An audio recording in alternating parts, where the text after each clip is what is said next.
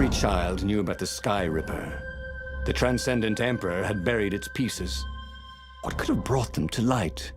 This Emperor, Isengrim III, had once been kind, but he'd gone mad. And now he was conducting secret, obscene rituals to bring back the lost gods. Had he, somehow, summoned the long-lost components of the legendary weapon out of the deep places of the earth? It was more than Reynardo could fathom. But if he could find a legendary weapon, he would use it.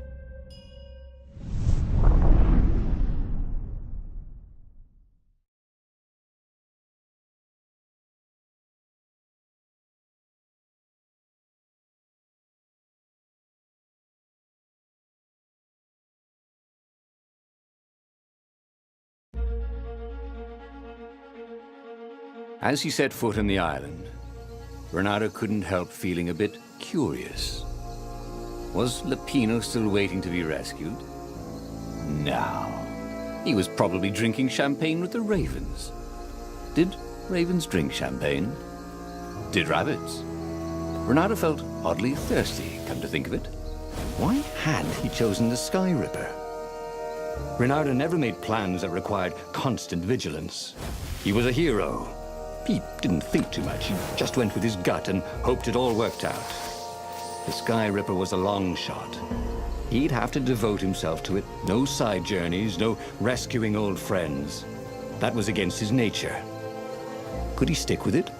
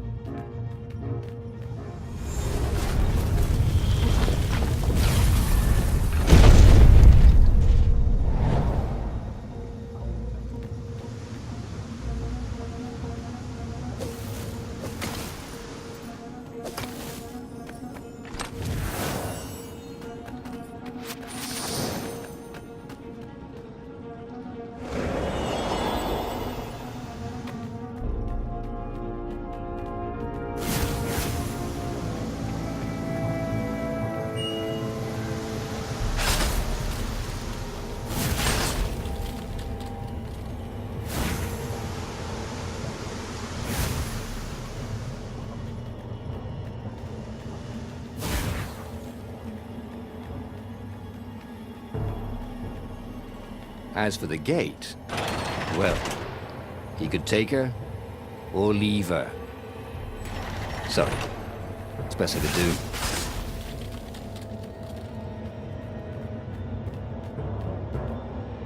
The people who had built this castle, did they even know what monstrous weapon lay hidden within their walls? The Sky Ripper could destroy anything it touched, or so the legend said. As the Transcendent Emperor had fought the lost gods, thousands of thousands had died. But Reynardo had been through wars. The only merciful war was a short one.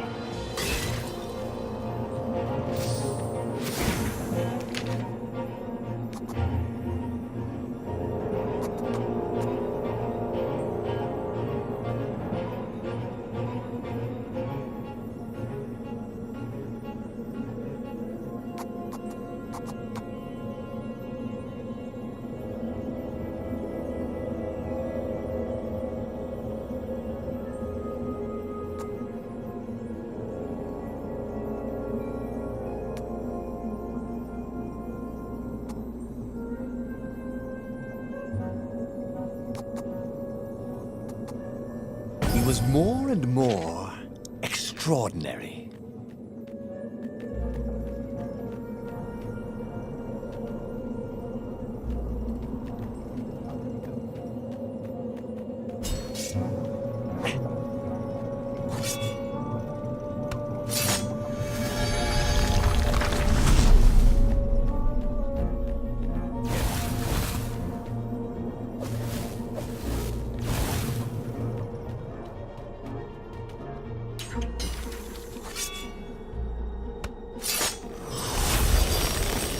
The new pathway made Renato curious.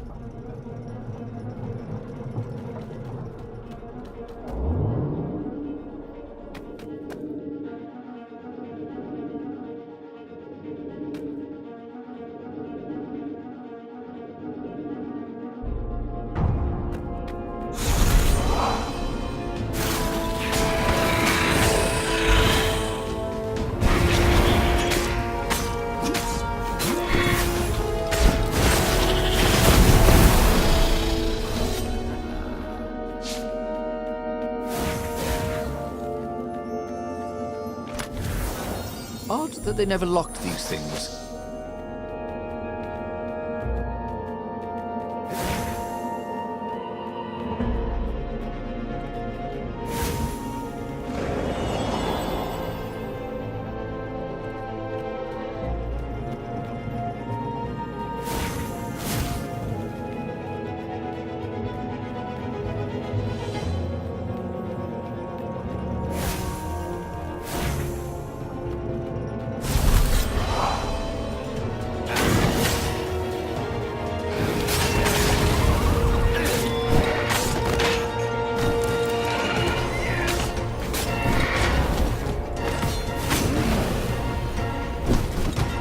I think this is yours, said Renato, but he couldn't hear his enemy's answer.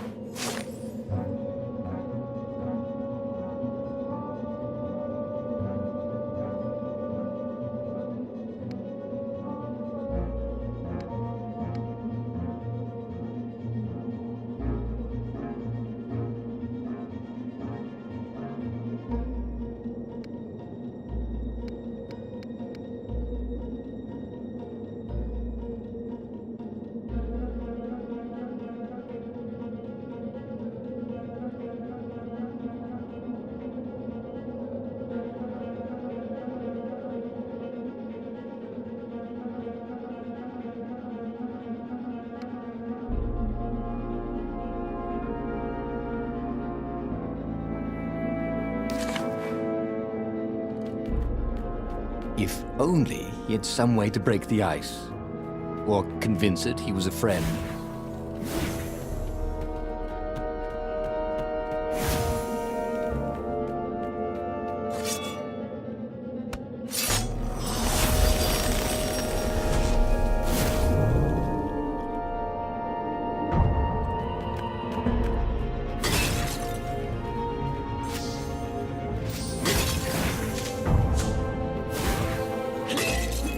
There had to be something useful in these things, didn't there?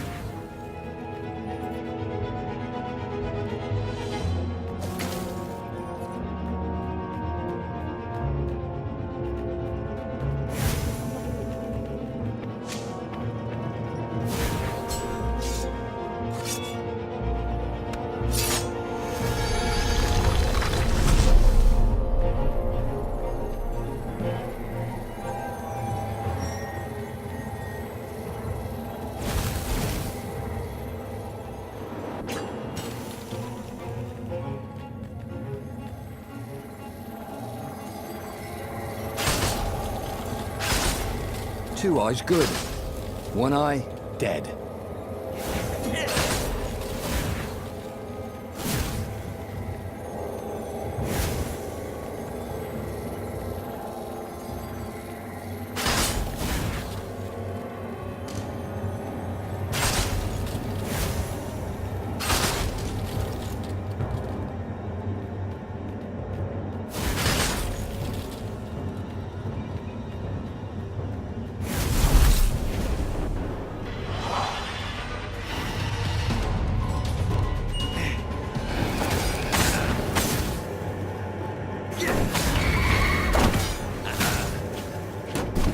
Those sheaves were really very well made, weren't they?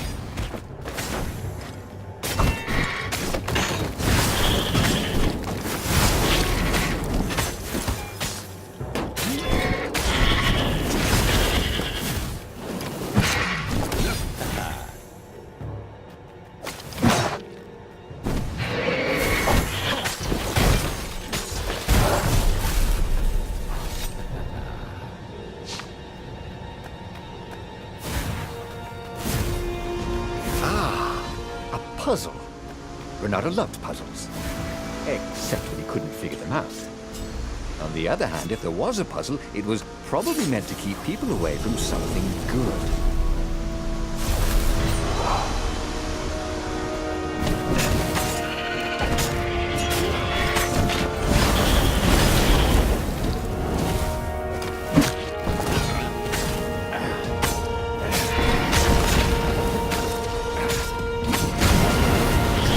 Burnt fur. His.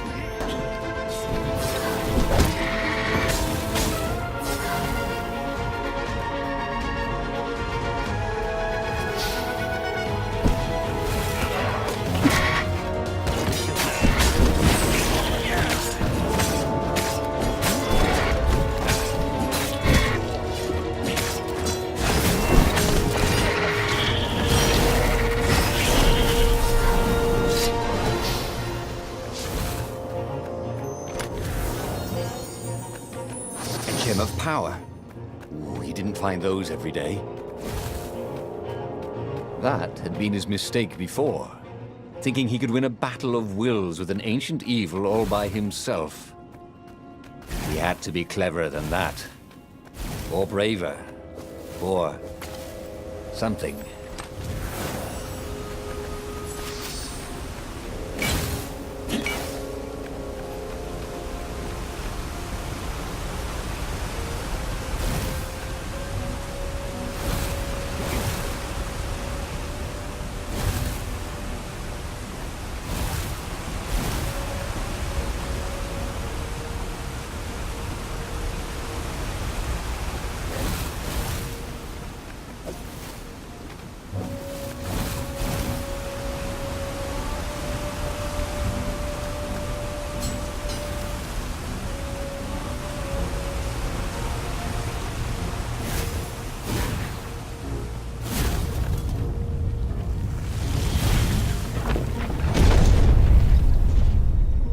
There it was.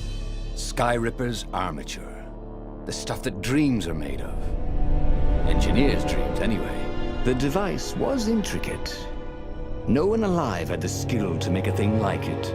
How was it part of a weapon at all? He'd have to ask a scientist. But first, he'd get the second piece.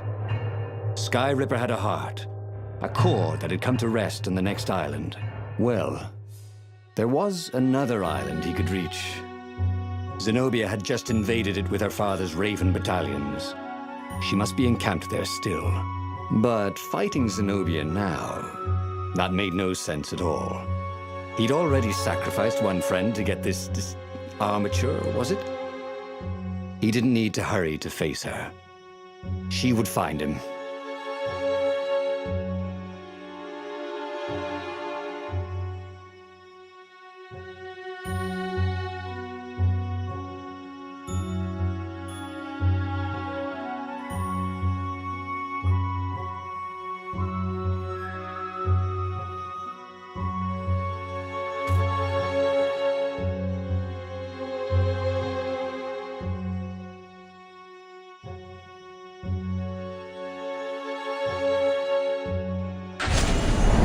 was a no-brainer.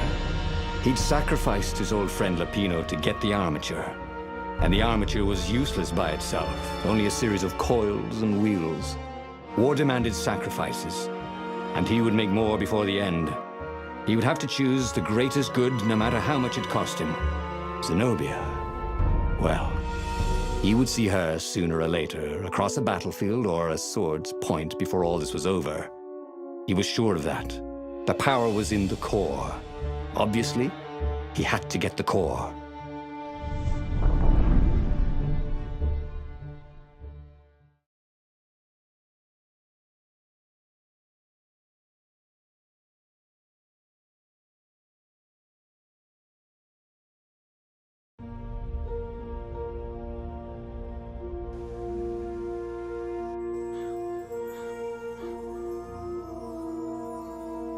He looked up at the old trees around him. They were so big and so old. They'd been there before he was born, and they'd be there after he'd passed into legend. Was he confronting his own unimportance? What had got into him? He was no philosopher. Anyway, who cares? He was plenty important. He was a hero, and soon he'd prove it. It was time for a little exploration.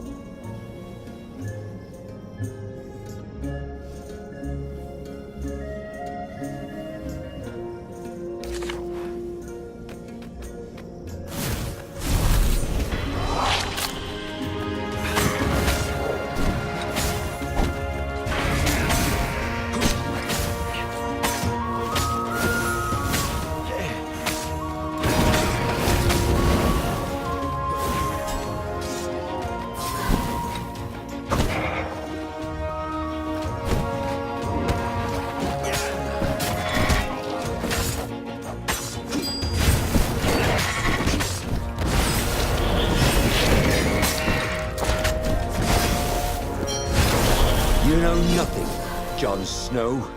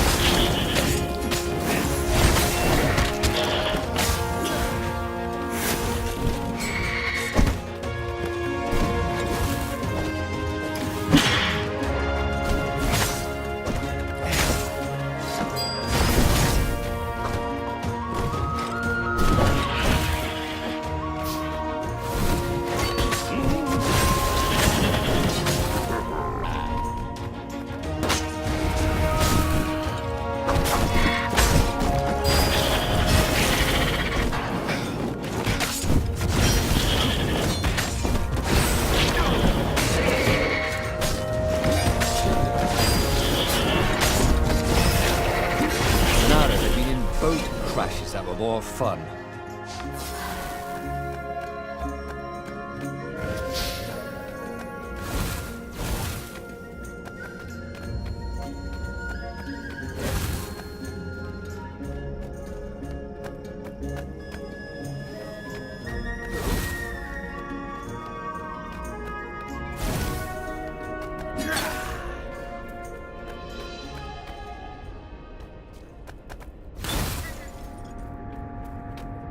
There was something sour in the air. Like the earth had ruptured over something that had been fermenting for a very long time. You almost never saw wild gogglers together like this. The toads had to train them not to peck each other to death. So these had to be imperial gogglers. That meant ravens were up ahead.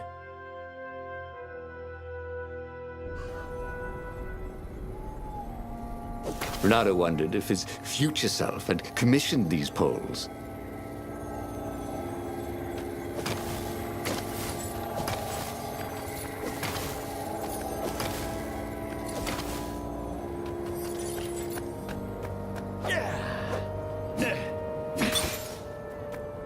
There were fewer and fewer trees.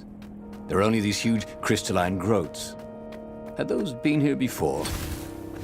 He no longer heard birds except for the feverish cawing of the ravens when they attacked. He couldn't smell the small animals of the forest, the mice and rabbits.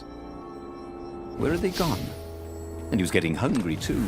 This was an unhealthy place to be.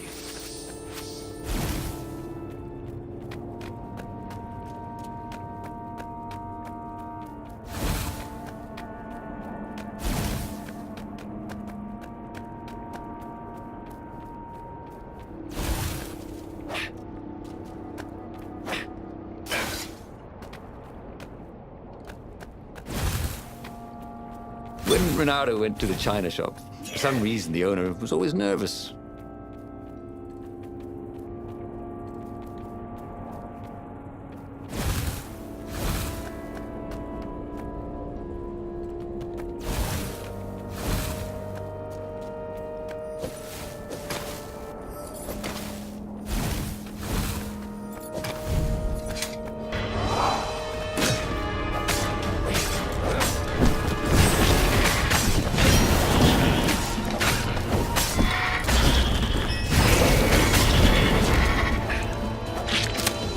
Renato felt ready to take on new powers.